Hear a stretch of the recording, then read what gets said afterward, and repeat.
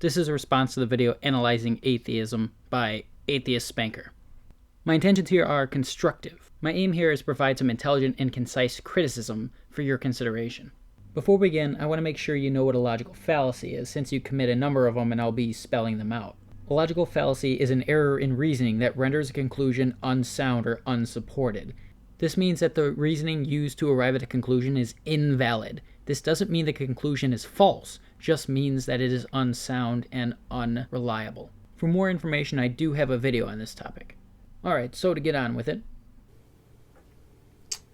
To go about wearing a title which merely represents what you don't believe is really illogical and immature. It doesn't make any sense. It's like, I don't know, just denying that if I'm in love with some girl and I say, she doesn't exist, I'm telling you she doesn't exist.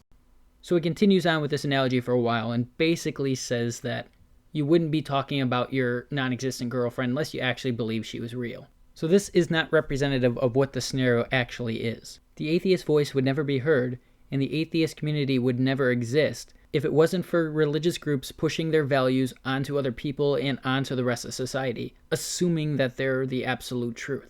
Let me give you a hypothetical scenario just to try and put this in perspective. Suppose you live in a neighborhood in which a good amount of the residents are Hindu. If those people were trying to push their strict religious values onto society, for example, trying to get this taught in school, so taught to your children as truth, would you oppose this or would you stay silent? This is exactly why atheists speak up, not because of their own beliefs, but because other beliefs are being pushed onto you as if they were true. I can see how it can be a little confusing because you hear a lot from atheists saying that God is evil and whatnot. This isn't acknowledging his existence. This is arguing for God's immorality within the contents of existence, essentially for the sake of argument. So again, this is not the same as acknowledging his existence.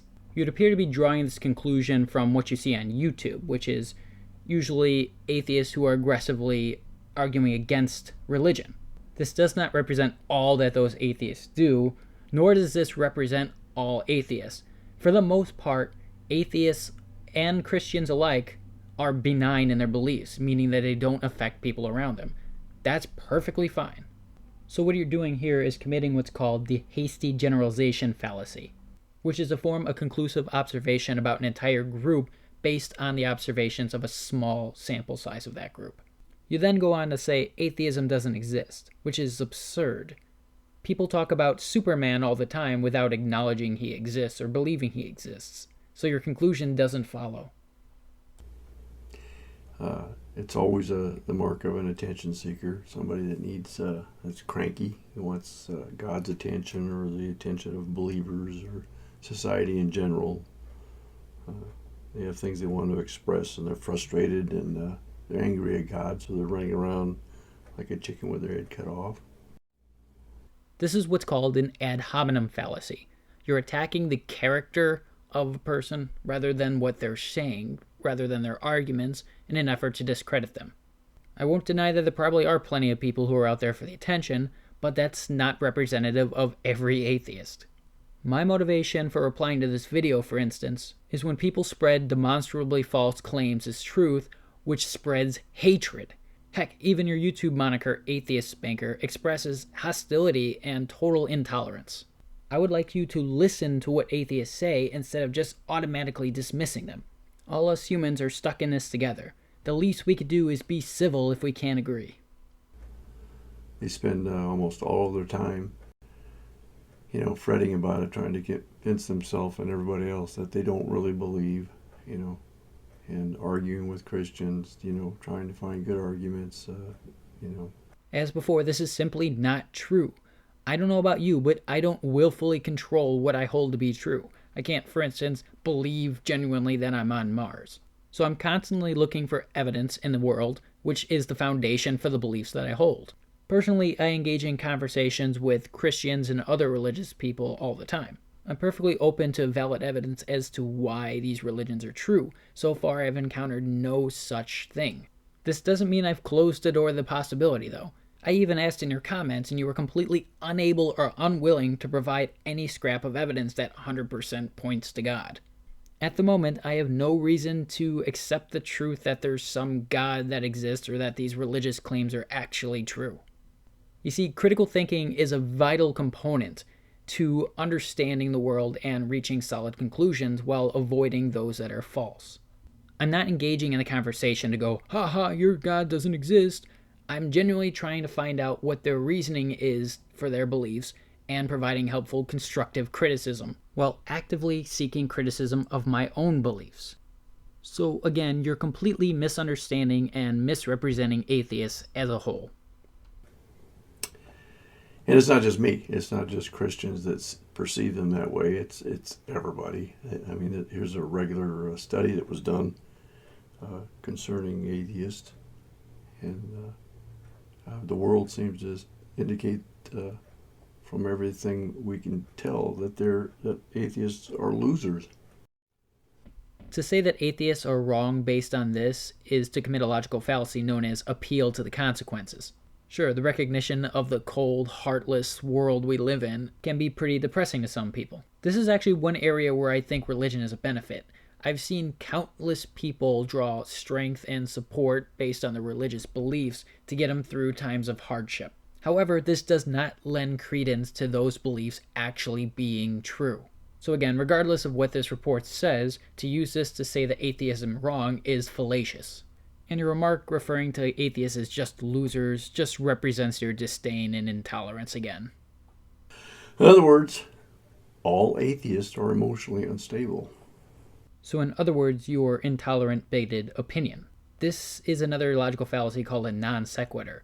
This conclusion clearly does not follow from the report there. And for you to say all atheists are emotionally unstable is patently absurd. Atheists know God exists, but they are angry at him because he won't comply with their cranky demands. They're angry at God because he will not do what they feel certain he should do.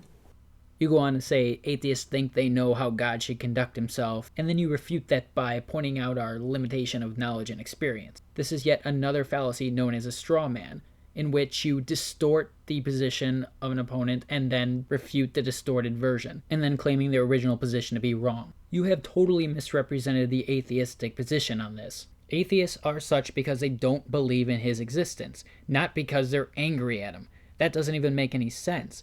If one were to pretend there's no cops, would that be a valid way of escaping punishment? Not at all. So it makes no sense that an atheist would pretend that God isn't there in order to get away with things. And on top of that, I wouldn't be so open to evidence if this was the case. Did you know there's even atheists out there who want to believe in God, but can't because they just don't have reason to? I really wish people would quit pretending to know the motivations and thoughts of others. Atheists allow motivation and agenda to influence their powers of logical deduction. They don't want God to exist, and so they go around looking for proof and arguments that will sustain their opinions, but they're not using the evidence they see or logical deduction. They're making their motivation, their agenda, rule their lives.